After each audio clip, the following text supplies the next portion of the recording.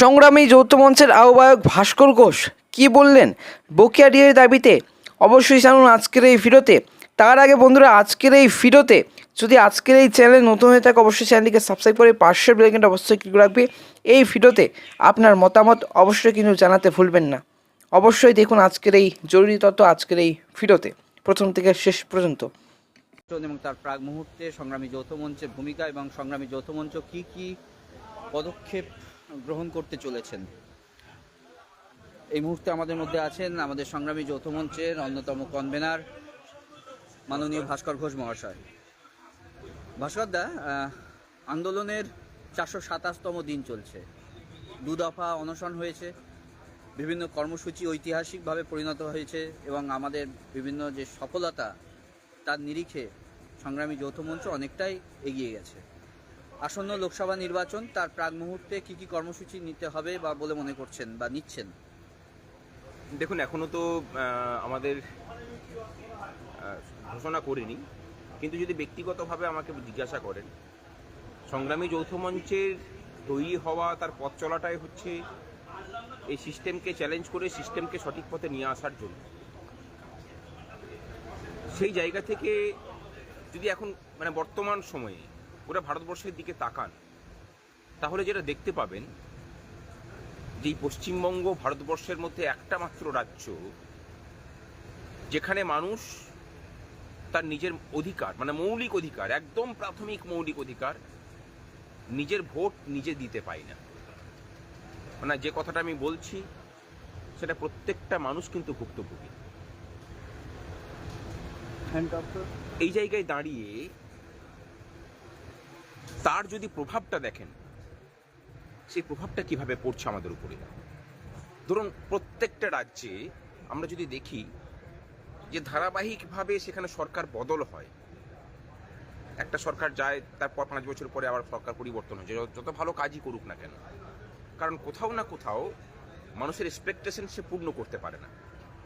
অন্যান্য রাজ্যে তো ভাবতেই পারে না যে আমি মানুষ নিজের ভোট নিজে দিতে পারে না। আর আমাদের পশ্চিমবঙ্গে মানুষ যে নিজের ভোট নিজে দিতে পারে না, ভয়হীন পরিবেশে যে দিতে পারে ভোট, সেই ভাবনাটাই অলীক। যার ফলে কি হচ্ছে, ভোটের দিনে খুন খারাপি করে রক্তগঙ্গা বইয়ে দিয়ে ওই একটা দিনের মধ্যে ভোটটাকে ম্যানেজ করে নিচ্ছে, তারপর 5 বছর বসে বসে খাও, ধোয়া তুলসী পাতা হয়ে গেল সে। কাজ করে যে ভোটটাকে অর্জন করতে হবে, পশ্চিমবঙ্গের রাজনীতি থেকে সেটা মোটামুটি দূরীভূত হয়েছে। আর এই দূরীভূত হওয়ার জন্য যেটা আমরা দেখতে পাচ্ছি, পশ্চিমবঙ্গের সর্বক্ষেত্রে একটা বিশৃঙ্খল পরিস্থিতি।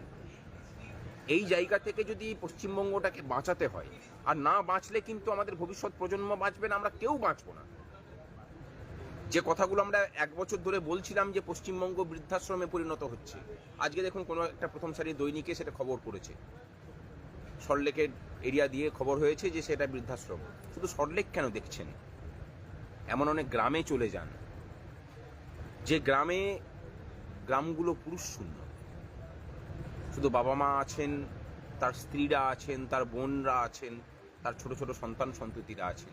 বাড়ির পুরুষরা সব হয় পূবে অথবা পশ্চিমে অথবা দক্ষিণে খাটতে গেছে অথবা উত্তরে খাটতে গেছে। পশ্চিমবঙ্গে কোনো কাজ নেই, না আইটি সেক্টরে কাজ আছে, না কারখানায় কাজ আছে, না অন্য কিছুর কাজ আছে। এমনকি ধান পোতার কাজ করতেও আমাদের রাজ্যের ছেলে মেয়েদেরকে অন্য রাজ্যে যেতে হচ্ছে। অন্য সব রাজ্য ছেলে মেয়েদের কাজ সেই রাজ্যে মোটামুটিভাবে জুটিয়ে দিতে পারলেও পশ্চিমবঙ্গ পারছে না কেন, সেটা পশ্চিমবঙ্গের মানুষকে ভাবতে হবে। তার গোড়ার কারণটা কিন্তু এটা যে মানুষ নিজের ভোটটা নিজে দিতে পারে না। আমরা এবারে পাখির চোখ করছি, পঞ্চায়েত ভোটের সময় আমরা লড়াই করেছিলাম, কিন্তু নির্বাচন কমিশন যেহেতু রাজি, পুরোটা সফল হতে পারেনি। সুখের কথা যে এবার নির্বাচন কমিশন আমাদের সহযোগিতা চেয়েছেন, তারা সহযোগিতা করবেন বলে আমাদেরকে বার্তা দিয়েছেন। ভোট নিজে দিতে পারে, তার জন্য চেষ্টার কসুর রাখবে না সংগ্রামী যৌথ মঞ্চ। এবং এটা করতে পারলেই, ভোট চুরি বন্ধ করতে পারলে, এই চোরেদের সাম্রাজ্য অন্তত বন্ধ হবে। আচ্ছা দাদা, গত ত্রিস্তরীয় পঞ্চায়েত নির্বাচনে আমরা দেখেছি ভোটের দিন এবং ভোটের পরবর্তীকালে হিংসা বাতাবরণ তৈরি হয়েছিল, এবং আগামী সময়ে আমাদের লোকসভা নির্বাচন, এবং সেই লোকসভা নির্বাচনে আমাদের যারা রাজ্য সরকারি কর্মচারী, শিক্ষক শিক্ষিকা যারা রয়েছেন, তারা নির্বাচনের কাজে লিপ্ত হবেন এবং দায়িত্ব সামলাবেন। কি বলবেন তাদের উদ্দেশ্যে, কি বার্তা দেবেন?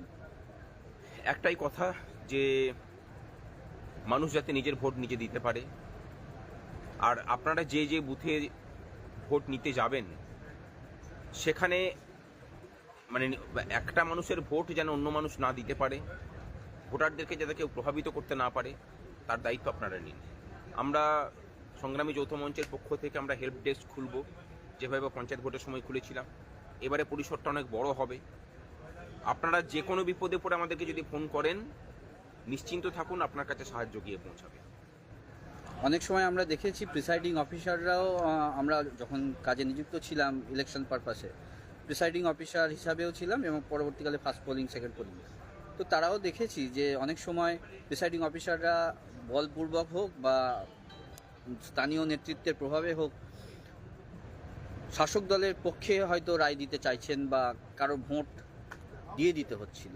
তো সেই জায়গায় দাঁড়িয়ে একজন ফার্স্ট পোলিং অফিসার এবং সেকেন্ড পোলিং অফিসারদের ভূমিকা কি থাকবে সেই মুহূর্তে?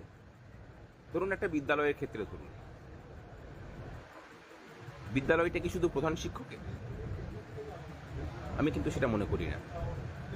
যদি প্রশাসনিকভাবেও ধরেন, স্টাফ কাউন্সিলের সাথে সমস্ত কিছু আলোচনা করতে হয়। একটা প্রাথমিক স্কুলকে যদি ধরেন, আগে শিক্ষকদের সহশিক্ষকদের সাথে আলোচনা করে সিদ্ধান্ত নিয়ে সেটা ভিএআইসিতে পাস করতে হয়। একটা অফিসের ক্ষেত্রে যদি ধরেন, অফিসটা কিন্তু সকলের। তাহলে ভোটের দিনে যখন যাচ্ছেন, সমস্ত দায়টা তো শুধুমাত্র প্রিজাইডিং অফিসারের একা হতে পারে না। যিনি ফার্স্ট পোলিং গেছেন, যিনি সেকেন্ড পোলিং গেছেন, প্রিজাইডিং অফিসার যদি কোনো একটা দিকে ঢলে পড়ে কাজ করেন,